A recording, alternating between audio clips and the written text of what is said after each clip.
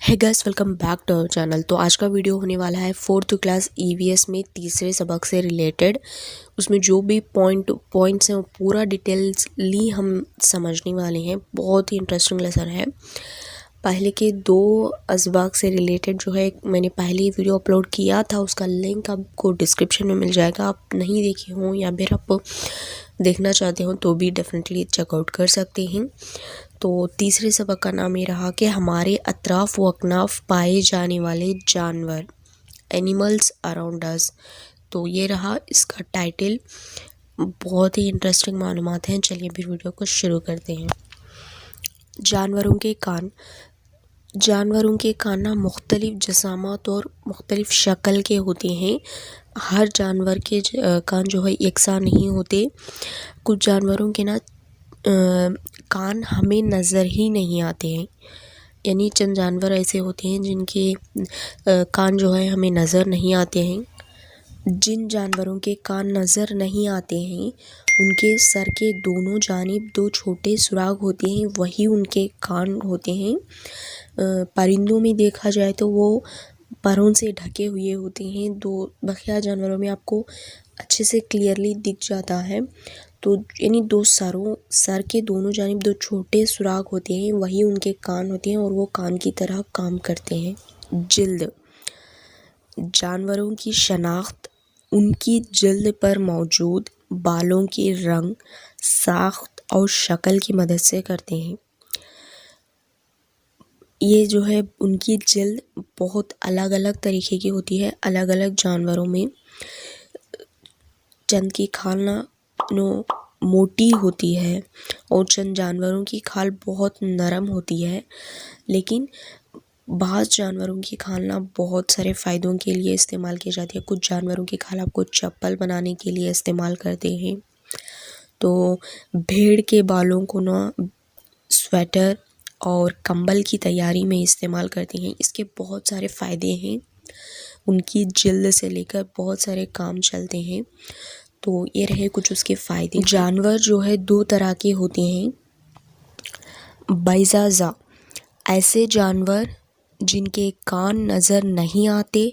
और दूसरी पॉइंट ये है कि जिल्द पर बाल गैर मौजूद होते हैं। ये दो पॉइंट्स हैं। पहला, ऐसे जानवर जिनके कान नज़र नहीं आते। दूसरा, जिल्द पर बाल गैर मौजूद होते हैं, वो अंडे देते हैं और अम्ल सीना के ज़रिए अंडों में से बच्चे निकलते हैं।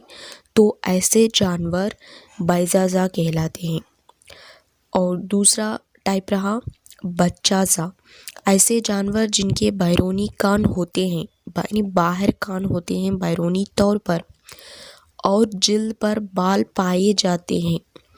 जिल्द पर बाल भी पाए जाते हैं और रास्त तौर पर बच्चे पैदा करते हैं। ये जानवर बच्चाज़ा कहलाते हैं। यानी ऐसे पूरे जानवर जो है बच्चाज़ा कहलाते हैं। और ये पस्तानिया बच्चाज़ा होते हैं और ये पस्तानिये होते हैं और बच्चों को जो है दूध पिलाते हैं। तो ये रहे दो अलग अलग बच्चाज़ा और बैज़ाज़ा में फ़र्क। और एक बात यह है कि इंटरेस्टिंग, इसमें जो डॉल्फिन मछली है वो आकर बच्चाज़ा होती है क्योंकि वो अपने बच्चों को दूध पिलाती है। डॉल्फिन मछली बच्चाज़ा होती है और अपने बच्चों को जो है दूध पिलाती है। तो ये एक पॉइंट रहा बहुत ही इंटरेस्टिंग। जानवरों की ग़िज़ाई अशिया। तमाम जानवर जो है एक ही ग़िज़ा नहीं खाते हैं। सिर्फ चंद जानवर ऐसे होते हैं जो कि सिर्फ पौधे खाते हैं और चंद सिर्फ गोश्त खाते हैं। और बाज़ ऐसे भी होते हैं जो ऐसे जानवर भी होते हैं जो पौधे और गोश्त दोनों खाते हैं। जो सिर्फ पौधे खाते हैं उन्हें नबातखोर कहते हैं, नबातखोर। और जो गोश्त खाते हैं उन्हें गोश्तखोर कहते हैं। और जो ऐसे जानवर होते हैं जो पौधे और गोश्त दोनों खाते हैं उन्हें हमाखोर कहते हैं। नबातखोर जो है सिर्फ पौधों या पौधों से हासिल होने वाली अशिया ही खाते हैं। मगर उन जानवरों में کاٹنے والے تیز دانت اور پیسنے والے مضبوط دانت پائے جاتے ہیں۔ کاٹنے والے تیز دانت اور پیسنے والے مضبوط دانت پائے جاتے ہیں۔ مثال کے طور پر بھینس، گائیں، بکری، زیبرا، ہرن اور گھوڑا وغیرہ نبات کھور ہیں۔ اور ساتھ ہی جو حشری پہل روپ کیٹر پلر ہے وہ بھی پتے کھاتا ہے، تو وہ بھی ایک مثال رہی۔ اور دوسرا آ کر گوشت خور۔ گوشت خور وہ جانور جو دیگر جانوروں کا گوشت کھاتے ہیں۔ ان کے دانت جو ہے لمبے اور تیز ہوتے ہیں۔ دانت جو ہے ان کے لمبے اور تیز ہوتے ہیں۔ مثلاً کتا، بلی، شیر، پرندے بھی جو ہے گوشت خور ہوتے ہیں، اور وہ گوشت کو جو ہے چیرنے اور پھاڑنے کے لیے اپنی جو چونچ ہے اس کا استعمال کرتے ہیں۔ چیل، گدھ، اولچر، ہمہ خور جانور وہ پودے اور گوشت دونوں کو کھاتے ہیں۔ ان میں جو ہے کاٹنے والے تیز دانت، پیسنے والے مضبوط دانت اور کچلی دانت بھی پائے جاتے ہیں۔ اور انسان بھی ایک ہمہ خور ہے، کتا، ریچھ، تو اس کی انسان کی غذائی عادتیں بھی ایسی ہو گئی ہیں کہ وہ بھی ان پودوں سے حاصل ہونے والی غذا بھی کھاتے ہیں اور گوشت بھی کھاتے ہیں۔ لیکن بہت سارے لوگ جو ہے صرف ویجیٹیرین اور نان ویجیٹیرین میں ڈیوائڈ ہو کر رہتے ہیں، لیکن بہت میجورٹی آف پیپل دونوں کو کھاتے ہیں۔ دوسرے مثالیں آ کر کتا، ریچھ، چند مچھلیاں، تو یہ رہے کچھ ہمہ خور کی مثالیں۔ پرندوں کی چونچیں۔ تمام پرندوں کی چونچیں نہ ایک جیسی نہیں ہوتی ہیں۔ چونچ کے اشکال اور ان کی چونچ کی جو بھی شکل ہوتی ہے وہ ان کی غذائی عادتوں پر منحصر ہوتی ہیں۔ چند پرندوں کی جو ہے چونچ چھوٹی ہوتی ہے، چند پرندوں کی لمبی ہوتی ہے، چند پرندوں میں جو ہے حلقہ دار ہوتی ہے، کروڈ ہوتی ہے، یعنی وہ جو حلقہ دار ہوتی ہے وہ بہت ہی تیز اور مضبوط ہوتی ہے۔ ایکچوئل میں جو چونچیں ہوتی ہیں نا وہ ان کے جبڑے ہوتے ہیں۔ چونچ جو ہے دراصل پرندوں کے جبڑے ہوتے ہیں۔ پرندوں کی جو بھی چونچیں ہوتی ہیں اور پیروں کی ساخت ہوتی ہے جو ہے ان کے غذائی عادتوں پر منحصر ہوتی ہے۔ پرندوں کے گھونسلے۔ پرندوں کے گھونسلے جو ہے مختلف قسم کے پائے جاتے ہیں۔ جب بھی انہیں انڈے دینا ہوتا ہے تب وہ اپنے گھونسلے بناتے ہیں۔ جو نر پرندہ ہوتا ہے وہ گھونسلے بناتا ہے، جبکہ مادہ پرندہ ان گھونسلوں میں انڈے دیتے ہیں۔ جب چوزوں کو پر نکل آتے ہیں تو وہ گھونسلوں سے اڑ جاتے ہیں۔ جو بھی ان کے چوزے بچے ہوتے ہیں ان کے پر نکل آنے پر وہ اپنے گھونسلوں سے جو ہے اڑ جاتے ہیں۔ پرندے جو ہے اپنے گھونسلے بہت ہی مضبوط اور بہت ہی اچھے ڈیزائنز میں بناتے ہیں۔ کوے جو ہے اپنے گھونسلے کاڑیوں اور سوکھے پتوں سے بناتے ہیں، جبکہ بیا اپنے گھونسلے کو گھاس، پتوں، ڈالیوں اور جڑوں سے بناتا ہے۔ ٹیلر پرندوں کو آپس میں جو پتے ہوتے ہیں وہ سل کر اپنا گھونسلہ بناتا ہے۔ چیل لمبی کاڑیاں، گھاس اور پودوں کے ڈنٹال کی مدد سے پہاڑوں کی چٹانوں اور اونچے جو بھی درخت ہوتے ہیں اس درختوں پر گھونسلے بناتے ہیں۔ چیل جو کہ پہاڑوں اور اونچے درختوں پر گھونسلے بناتی ہیں، اس طریقے سے وہ اپنی زندگی کو بسر کرتی ہیں، لیکن بہت ہی اچھے ہوتے ہیں ان کے گھونسلے۔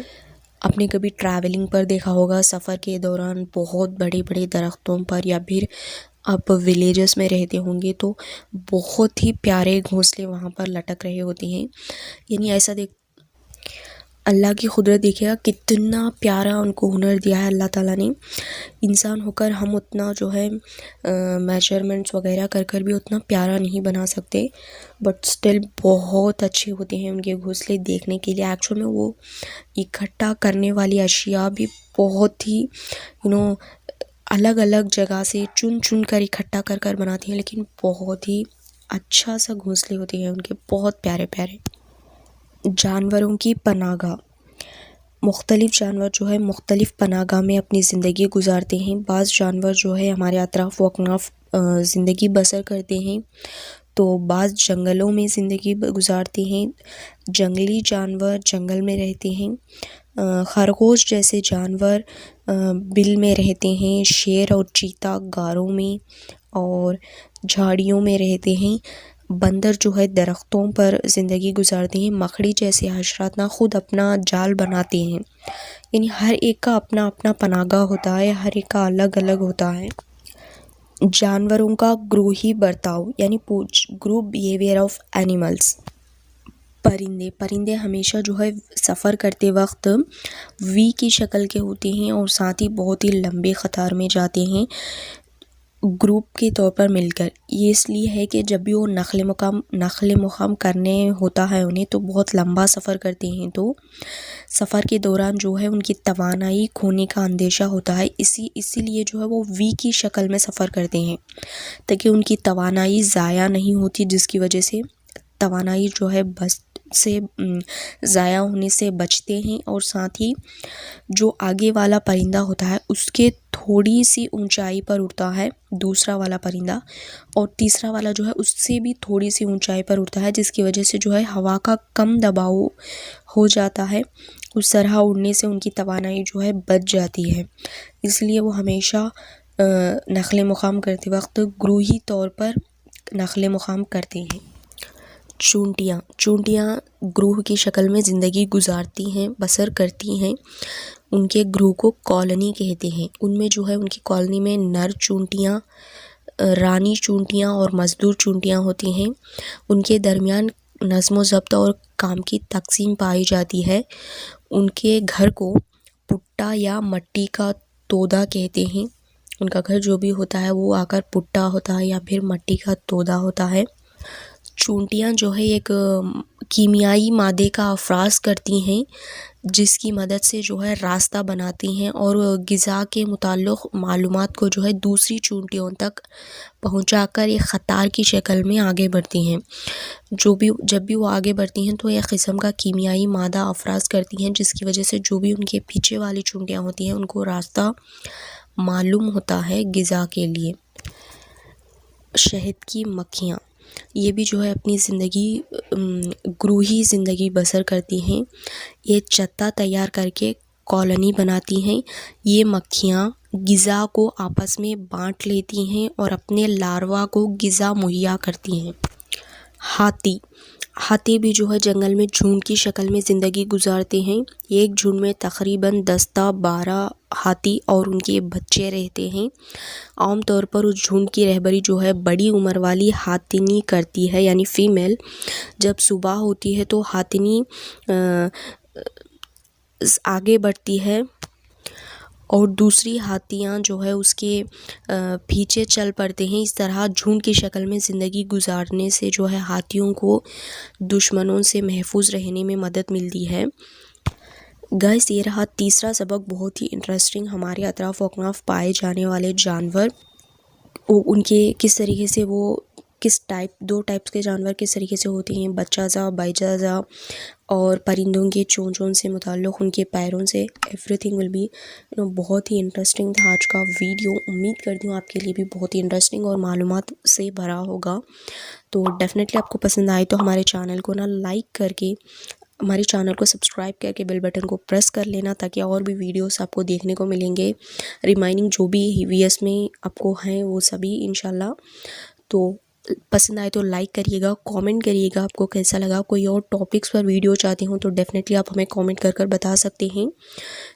آپ کے دوستوں کے ساتھ ضرور سے شیئر کریے گا، کیونکہ بہت سارے ان کے پاس بکس اویلیبل نہیں ہیں۔ یہ نیو سلیبس ہے پورا سا، تو اسی لیے میں نے بھی پوائنٹ ٹو پوائنٹ آپ کو بتا رہی ہوں، تاکہ آپ بکس بھی پریپریشن کر سکتے ہیں اس کے تھرو۔